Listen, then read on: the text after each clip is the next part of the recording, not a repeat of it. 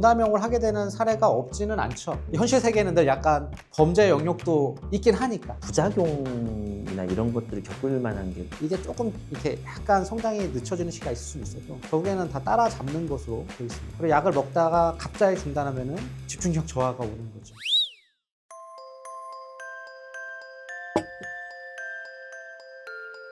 여기서 찍는 거 되게 또 오랜만이에요. 오늘 주제는 ADHD 약, 공부하는 약에 대한 내용인데요. 예, 최근 서울 강남 학원가에서는 이른바 공부 잘하는 약이 유행이라고 합니다. 불법 사용한 의료기관 11곳이 적발됐습니다. 수능 직전 기간에 집중적으로 늘어난 것으로 나타났습니다. 그래서 이 부분에 대한 주제로 오늘은 대화를 시작을 해보도록 하겠습니다. 근데 이제 사실 우리가 오늘 ADHD 약 얘기하고 실제로 먹으면 집중이 잘 된다? 그러면 부모 입장에서는 되게 구미가 당길 것 같지 않아요? 애가 뭔가 약이나 영양제를 먹고 뭔가 좋은 음식을 먹고 집중할 수 있다 그러면 관심을 가질 수밖에 없을 것 같아요. ADHD 약물의 성분하고 이 작용 원리가 어떻게 되는지. 네, 그 중추신경계, 그러니까 중추신경은 뇌를 얘기합니다. 그거를 자극하는 계열의 약이 있고요, 비자극 계열의 약이 있는데요. 자극 계열의 약은 이제 메칠 페니데이트라는 성분의 약을 쓰는 건데요. 외국산으로는 콘서타, 콘서타란 말을 이제 이쪽 그런 병을 아는 사람들은 대단히 많이 알고 있습니다. 그런 약을 이제 복용하게 되면은 뇌에서 도파민 분비를 야기해서 집중력을 강화시키고 각성의 효과가 있죠. 그리고 이제 비자극 물질은 아토목세틴이라는 이제 성분의 약인데 그거는 노르에프네프린을 좀 이렇게 기능을 활성화시키는 거예요. 그거에 의해서도 집중력이나 그런 것이 개선됩니다. 그리고 그 밖에 이제 뇌 신경호르몬의 수용체, 그걸 자극하는 클로니딘이라는 성분의 약도 있고, 그러니까 정확히는 이제 메칠 페니데이트, 즉 자극성, 흔히 말하는 이제 향정신성 의약품이 사실 효과는 더 강하고요.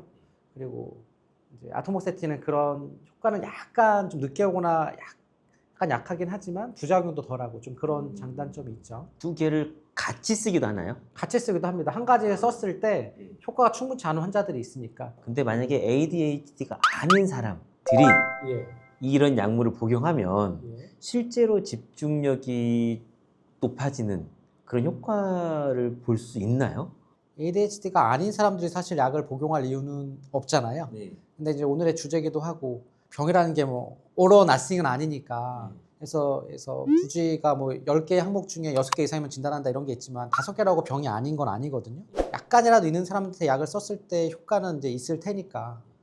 근데 아닌 사람들이 먹었을 때 효과가 있을 거라고 사실 저는 그렇게 생각하진 않습니다. 아, 집중력에 전혀 영향이 없다? 특히 비자극성 약은요. 근데 그러니까 메칠페니데이트는 아까도 잠깐 언급했지만 약간 오남용을 하게 되는 사례가 없지는 않죠. 현실 세계는 늘 약간 범죄 영역도 있긴 하니까. 근데 그런 사람들이 그 약을 먹었을 때 약간의 각성 효과나 집중력 개선, 약간 하이의 효과를 하기는 할 겁니다. 그래서 그거는 근데 일종의 잘못된 전제에 의한 거니까 우리 같은 사람들이 그렇게 하지 않도록 노력해야 되는 그런 부분이라고 생각이 드는 거죠. 집중력 내지는 각성의 효과가 그렇죠. 있을 수 있으나 네.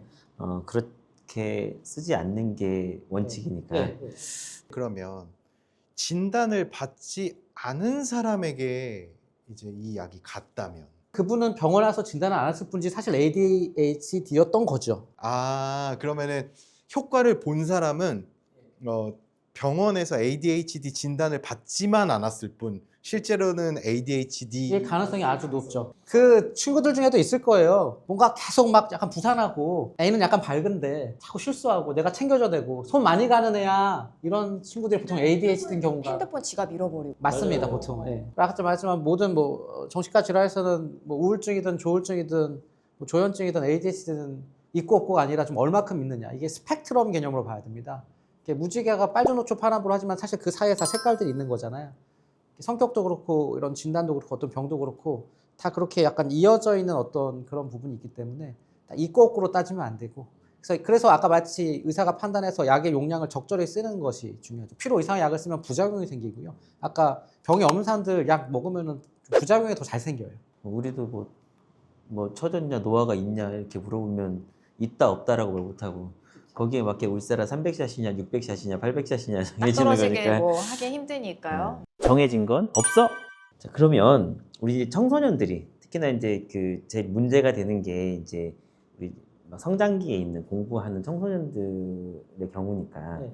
청소년들이 이제 이런 약들을 복용을 했을 때 네. 뭐 부작용이나 이런 것들을 겪을 만한 게 어떤 현상들이 있을까요? 그러니까 청소년이든 청소년이 아니든 간에 그 중추신경계 자극 약품이 메칠페니데이트는 기본적으로 식욕 억제가 있어요. 위장감 불편감이 있고요. 그리고 두통이 좀 잘 생겨요. 그리고 대표적인 부작용은 불면입니다. 불면. 예. 그래서 약을 무조건 아침 식후에 꼭 먹으라고 해요. 그래서 저는 그 마지노선을 오후 2시로 잡습니다. 3시, 4시만 돼도 그 약의 지속 시간이 8시간 내지 12시간 되기 때문에 밤에 잠을 못 자죠. 아까 말한 이제 비자극 약물인 아토목세틴 계열은 그것도 역시 좀 이렇게 소화감 불편감이 있어요. 그리고 그 약은 오히려 약간 졸려요. 이제 청소년기에 대한 거에 있어서는 이 약을 먹으면 좀 키가 안 크거나 그런 걱정을 하는데요. 이 약이 식욕을 저하시키기 때문에 성장에 막 잘 먹어야 되잖아요. 근데 식욕 저하에 의해서 체중 감소나 일시적인 성장 저하는 온다고 돼 있어요. 근데 미국이나 유럽 애들은 사실 연구를 엄청 많이 하거든요. 그래서 뭐 엄청난 큰 연구에서의 결론은 최종적인 결과, 그러니까 그 사람의 최종 키에는 차이가 없다. 그러니까 결론입니다. 이게 조금 이렇게 약간 성장이 늦춰지는 시기가 있을 수는 있어도 결국에는 다 따라잡는 것으로 되어 있습니다. 그러니까는 그런 부분은 크게 문제가 되지 않는다고 되어 있습니다. 결국 유전인가요? 키는 유전이죠. 유전자 곱하기 유전. 곱하기 뭐 이렇게 해서 나오는 그게 결론이죠. 안타깝네요. 진짜 여기서 커밍아웃 하는데 저 168이고 저 158이거든요. 저 애들 키울 때 진짜 우울했어요. 어떻게 하면 이 유전자를 좀 극복시켜줄까? 엄청 성공하신 것 같던데요. 그때 아드님 보니까. 스스로 컸어요. 정해진 건 없어. 그러면 이런 약물들을 이제 쭉 장기로 복용하면 그 외에 나타날 수 있는 다른 부작용들도 있을까요? 이 계열이 이제 향정성 의약품에 들어가니까 이제 메칠페니데이트 성분은 전체적으로 향정성 의약품은 이제 금단과 내성이 있는 걸 의미합니다. 아, 같은 용량을 먹었을 때 효과가 약간 떨어질 수는 있고요. 그리고 약을 먹다가 갑자기 중단하면은 집중력 저하가 오는 거죠. 아, 그래서 되게 중요한 어떤 것이 드럭 홀리데이 개념이 있어요. 드럭 베케이션이라고 하기도 하고, 즉 이제 월화수목금 학교를 갈 때는 먹고 토일에는 약을 안 먹게 하기도 합니다. 휴학기를 네, 가지는 특히 건가요? 직장인들 중에서도 일하는 날은 먹고 쉬는 날은 안 먹고 그런 식으로 하게 되면은 금단과 내성이 좀 덜 하긴 하죠. 그 내성의 여부는 그 술 드시는 분들도 주변에 느끼겠지만 원래 그 사람의 체질이에요. 그러니까 말술 먹는 사람도 있고 한 잔 먹어도 취하는 사람 있잖아요. 약에 대한 반응도 그가 똑같습니다. 그래서 메칠페니데이트 약을 딱딱 10ml만 써도 한 몇 년을 먹어도 그걸로 유지되는 사람들이 많고, 이게 먹으면 다음 주에 전 효과가 없어요. 전 효과가 없으면 그때 늘리죠. 또 그것도 일정 용량이 되면은 30ml 이렇게 되면은 그걸로 또 대부분 유지합니다. 그렇지만 허용 용량이 있기 때문에 그 이상 올라가지도 않아요. 그러면 원님 실제적으로 그 이제 금단이나 이런 거를 겪는 사람도 있다고 하면 장기적으로 복용한 환자들은 그다음에 이제 용량을 점점 낮춰가면서 처방을 해주기도 하나요? 이제 약을 끊을 시기가 되면은 그렇게 하기도 하죠. 그건 테이퍼링이라고 하는데 이제 감약에서 30ml 먹다가 다음 주면 25ml, 그 다음에 오면은 20ml 이런 식으로 감약을 하면서 증상이 악화가 오면은 다시 증량하거나 유지하고, 그거는 다른 약들도 마찬가지를 합니다. 안정제도 그렇고 공황장애 치료제도 그렇고 우울증 약도 그렇고 그 증상의 악화 여부를 보면서 약을 감약을 하죠.